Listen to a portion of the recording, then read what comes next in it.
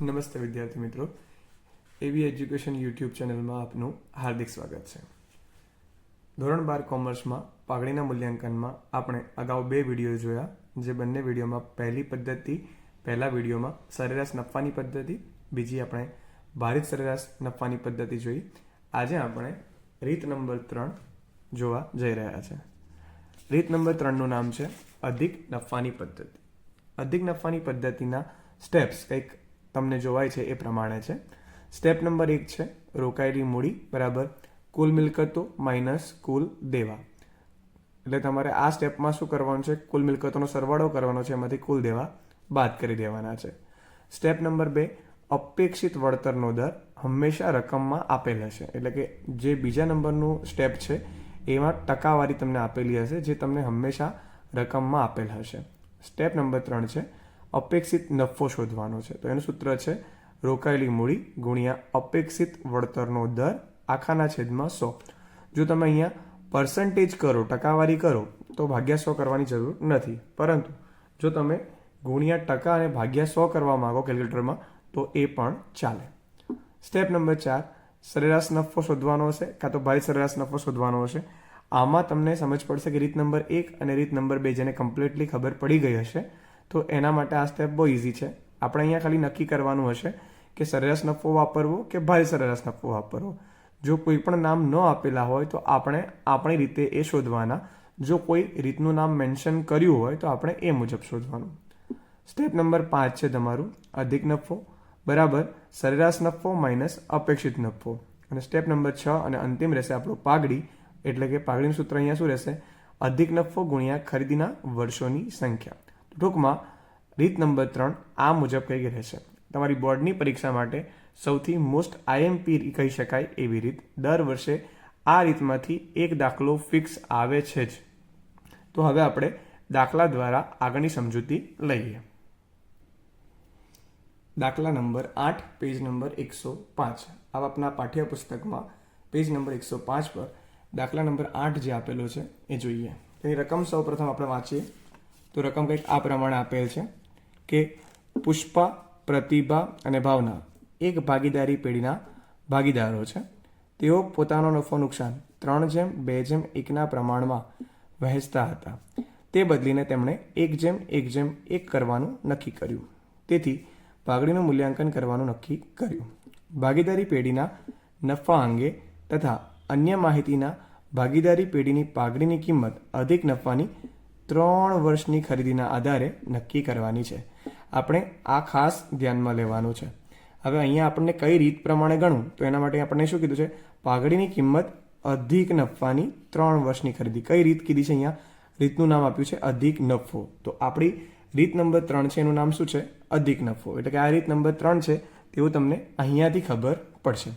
હવે આગળની રકમ જોઈએ તો આગળ એ લોકોએ આપણને આપી છે મિલકતો 6 લાખ રૂપિયા, દેવા 2,50,000, અપેક્ષિત વળતરનો દર 10% આપ્યો છે.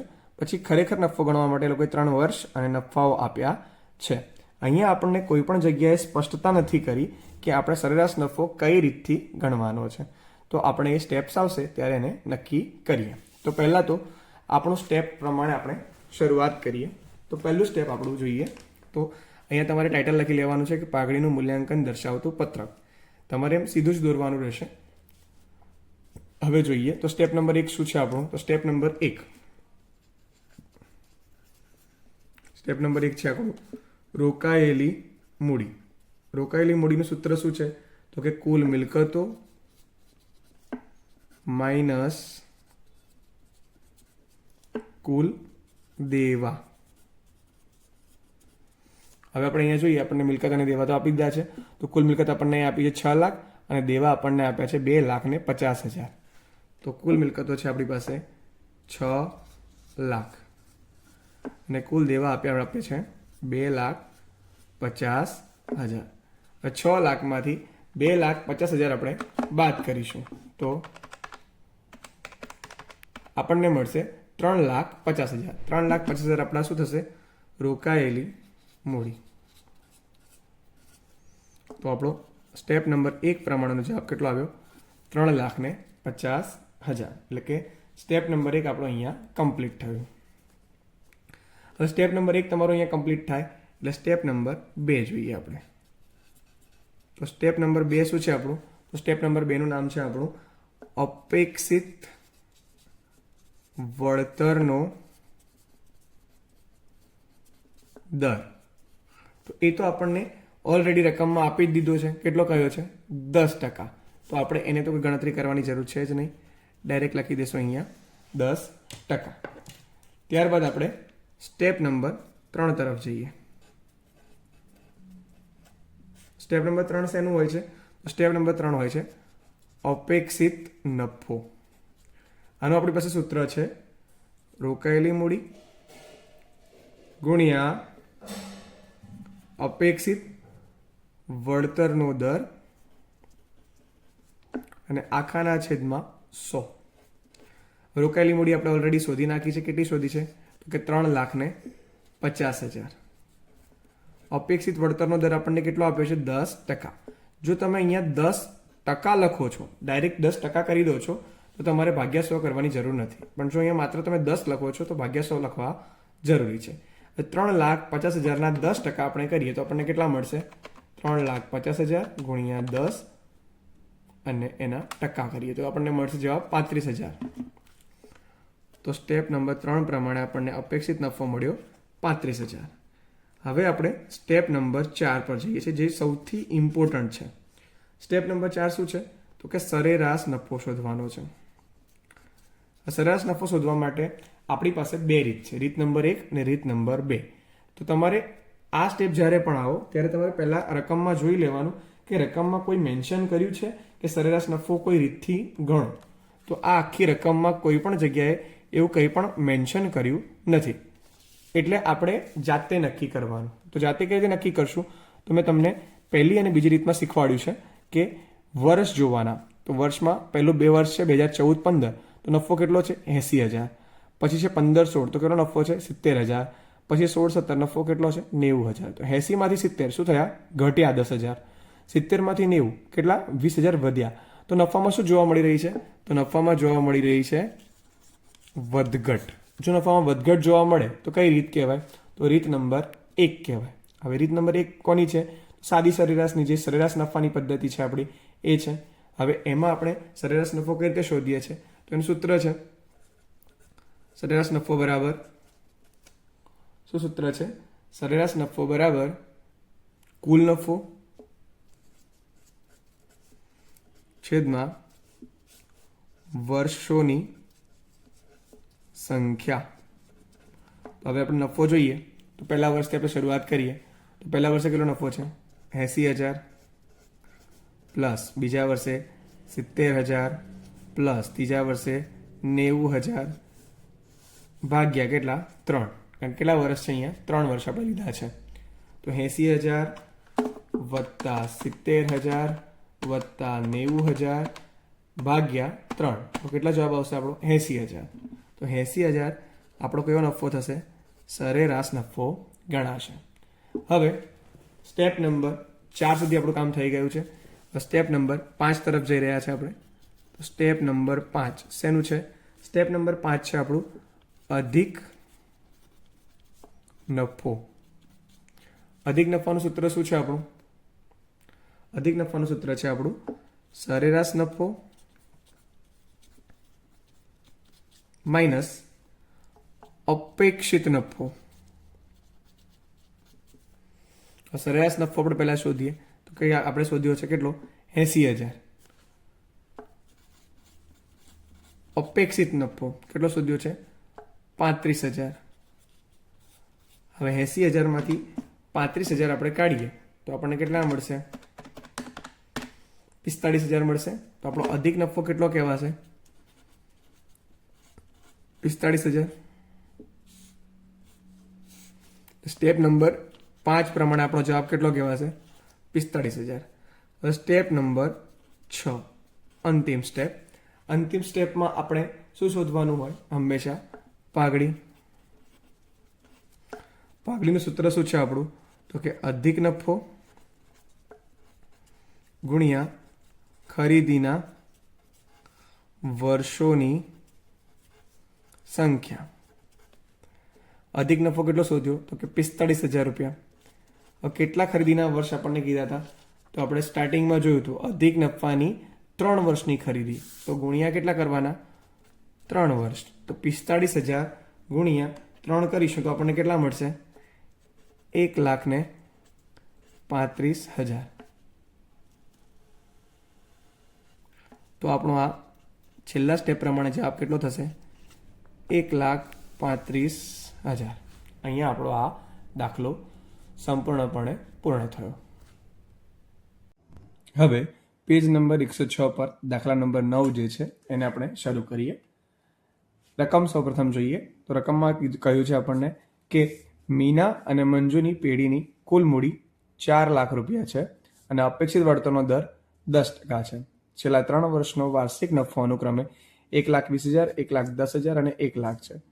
ભારિત સરેરાશ પદ્ધતિના આધારે અધિક નફાની 2 ગણી પાઘડી શોધો. હવે અહીંયા આપણને રીતનું નામ મેન્શન કરી નાખ્યું છે કે અધિક નફાની રીતે આપણે દાખલો ગણવાનો છે. પરંતુ અહીંયા આપણે જ્યારે સરેરાશ નફો ગણીશું ત્યારે આપણે કઈ પદ્ધતિનો ઉપયોગ કરવાનો છે એ પણ એ લોકોએ મેન્શન કર્યું છે. એ લોકોએ શું કહ્યું છે? ભારિત સરેરાશ પદ્ધતિ. ભલે અહીંયા નફો 1,20,000 પછી 1,10,000 પછી 1 લાખ થતો હોય, ભલે ઘટાડો થઈ રહ્યો છે, પણ તે છતાંય આપણે અહીંયા શું કીધું છે કે ભારિત સરેરાશ પદ્ધતિના આધારે જ ગણવાનું છે. જ્યારે આવી તમને રકમમાં કોઈ સ્પેસિફાઈ કરી દેવામાં આવે કે આ જ પદ્ધતિ પ્રમાણે ગણવાનું છે ત્યારે આપણે કોઈ નિયમને ધ્યાનમાં રાખવાના નથી. ત્યાં જેવું મેન્શન કર્યું હોય એ રીતે આપણે ગણવાનું રહેશે. તો આપણે શરૂઆત કરીએ તો પહેલાં તો આપણે સ્ટેપ નંબર 1 રોકાયેલી મૂડી શરૂઆત કરીએ. તો સ્ટેપ નંબર 1 રોકાયેલી મૂડી. સૂત્ર શું છે આપણું? તો કે કુલ મિલકતો માઇનસ કુલ દેવા. કુલ મિલકતો કેટલી? તો કુલ મિલકતો આપણે રકમમાં આપી છે કે મંજુ પેઢીની કુલ મૂડી 4 લાખ છે. અહીંયા આપણને પેઢીની કુલ મૂડી આપી દીધી છે 4 લાખ. હવે આનો મતલબ કે આપણને રોકાયેલી મૂડી જ શોધીને આપી છે, એટલે કુલ મિલકત અને કુલ દેવાની કોઈ સ્પષ્ટતા નથી આપી. તો રોકાયેલી મૂડી જ ડાયરેક્ટ આપણે કેટલી આવક કહેવાશે? 4 લાખ રૂપિયા. તો આની કોઈ પણ જાતની ગણતરી કર્યા વગર સીધો જવાબ આપણે લખી દેવાનો રહેશે. સ્ટેપ નંબર 2 જોઈએ. સ્ટેપ નંબર 2 આપણો શેનો છે? તો કે અપેક્ષિત વળતરનો દર. તમને અહીંયા કહી દીધું છે કેટલા ટકા લેવાનો છે? 10% લેવાનો છે. સ્ટેપ નંબર 2 પણ આપણો અહીંયા ક્લિયર થઈ ગયું. Step number 3. સ્ટેપ નંબર 3 આપણું શું છે? તો કે અપેક્ષિત નફો. અપેક્ષિત નફાનું સૂત્ર શું છે? તો કે રોકાયેલી મૂડી ગુણ્યા અપેક્ષિત વળતરનો દર. જો તમે અહીં ટકાવારી કરી દેશો તો તમારે ભાગ્યા 100 કરવાના જરૂર નથી. તો આપણે રોકાયેલી મૂડી કેટલી છે? 4 લાખ ગુણ્યા કેટલા ટકા? તો કે 10%. ડાયરેક્ટ ટકા કરી નાખીએ. 4 લાખના 10% કરીએ તો કેટલો જવાબ આવશે આપણો? તો કે 40,000. Step number 4. સ્ટેપ નંબર 4 આપણે શું શોધવાનું હોય છે હંમેશા? સરેરાશ નફો કે ભારિત સરેરાશ નફો. અહીંયા આપણને સ્પેસિફાઈ કર્યું છે કઈ પદ્ધતિ લેવાની છે? ભારિત સરેરાશ પદ્ધતિ. તો આપણે કોઈ પણ જાતનું એમાં લોજિક દોડાવ્યા વગર ભારિત સરેરાશ પદ્ધતિથી ગણી નાખશું. એના માટે આપણે શું કરવાનું હોય? તો એના માટે આપણે ટેબલ તૈયાર કરવાનું હોય. તો પહેલું ટેબલમાં શું હોય? વર્ષ હોય. અહીંયા વર્ષ આપણને આપ્યા નથી તો આપણે 1, 2 અને 3 એવું લખી દઈએ. ત્યારબાદ આપણને નફો આપ્યો છે. નફો કેટલો આપ્યો છે? તો કે પહેલા વર્ષે 1,20,000, પછી 1,10,000 અને 1 લાખ રૂપિયા. બીજું જોડાયેલું સ્ટેપ આપણે શું કરશું? તો કે ત્રીજું કોલમ આપણે બનાવશું ભારનું. તો 1,20,000 ગુણ્યા 1 ગુણ્યા 2 અને ગુણ્યા 3 આપણા ભાર નક્કી કરશું. ટોટલ ભાર કેટલો થશે? 3 ને 2 5 ને 1 6. હવે છેલ્લા આપણને શું મળશે? તો કે ભારિત નફો. આપણા ગઈકાલે જે રીત જોઈ એ જ છે. 1,20,000 ગુણ્યા 1 કરીએ તો કેટલા થશે? 1,20,000. 1,10,000 ગુણ્યા 2 કરશું તો કેટલા મળશે? 2,20,000. અને 1 લાખ ગુણ્યા 3 કરશું એટલે કેટલા મળશે આપણને? 3 લાખ. 3 ને 2 5 ને 1 6. 6,20,000 ને 20,000 એટલે 6,40,000 આપણું અહીંયા સરવાળો થશે. આટલું આપણું કામ પતી જાય એટલે આપણે આગળ ભારિત સરેરાશ નફો શોધવા માટે આગળ શું કરીશું? તો આપણું સૂત્ર મૂકીશું. તો ભારિત સરેરાશ નફો બરાબર સૂત્ર શું હતું આપણું? કુલ ભારિત નફો એના છેદમાં કુલ ભાર. અને કુલ ભારિત નફો કેટલો છે આપણો? તો કુલ ભારિત નફો આપણો અહીંયા છે 6,40,000 આ રહ્યો. અને કુલ ભાર કેટલો શોધ્યો છે આપણે? 6. 6,40,000 ને 6 વડે ભાગીએ તો આપણને કેટલો જવાબ મળશે? તો આપણને જવાબ મળશે 1,06,666.6666 આવો કંઈક આપણને જવાબ મળશે. જ્યારે પણ આવો કોઈ જવાબ આવે ત્યારે મેં તમને પહેલાં પણ સમજાવ્યું છે કે આવો જવાબ જ્યારે પણ આવે ત્યારે આપણે શું કરીએ છીએ? ત્યારે આપણે એ જ નફાને કે આ જે સરેરાશ નફો તમારો જે આવ્યો છે એને જ આપણે ગણતરીમાં લઈએ છીએ. તો આપણો જવાબ કહેવાશે 1,06,666.666666 કન્ટિન્યુ રહેશે. હવે સ્ટેપ નંબર 5 પર જઈએ આપણે. સ્ટેપ 5 આપણું શેનું છે? સ્ટેપ 5 નું સૂત્ર છે આપણું અધિક નફો. અધિક નફાને આપણે કેવી રીતે શોધશું? અધિક નફો આપણે શોધવા માટે સૂત્ર શું છે? તો સરેરાશ નફો માઇનસ અપેક્ષિત નફો. સરેરાશ નફો આપણો કેટલો આવ્યો છે? કે સરેરાશ ભાઈ સરેરાશ નફો આપણો આવ્યો છે 1,06,666.6666 માઇનસ અપેક્ષિત નફો આવ્યો છે 40,000. હવે 1,06,666.6666 માંથી 40,000 આપણે માઇનસ કરીશું તો આપણને જવાબ મળશે 66,666.6666. એટલે એ જ જવાબ આપણે ફાઇનલ રાખશું અહીંયા. ત્યારબાદ આપણું લાસ્ટ અને અંતિમ સ્ટેપ, સ્ટેપ નંબર 6, પાઘડીનું. પાઘડીનું સૂત્ર શું છે આપણું? કે અધિક નફો બરાબર પાઘડી બરાબર અધિક નફો ગુણ્યા ખરીદીના વર્ષોની સંખ્યા. અધિક નફો આવ્યો છે આપણો 66,666.6666 ગુણ્યા ખરીદીના વર્ષો. તો કેટલા કીધા હતા? અધિક નફાની 2 ગણી પાઘડી શોધવાની છે. આપણને એવું કીધું હતું. અધિક નફાની કેટલા ગણી કીધી છે? 2 ગણી પાઘડી આપણને કીધું છે. તો ગુણ્યા કેટલા વર્ષ કરવાના? 2. તો 66,666.66 ને ગુણ્યા 2 કરીશું તો આપણને મળશે 1,33,333.33. એટલે 1,33,333 આપણો પાઘડીનો જવાબ ગણાશે. આ દાખલો અહીંયા પૂર્ણ થાય છે.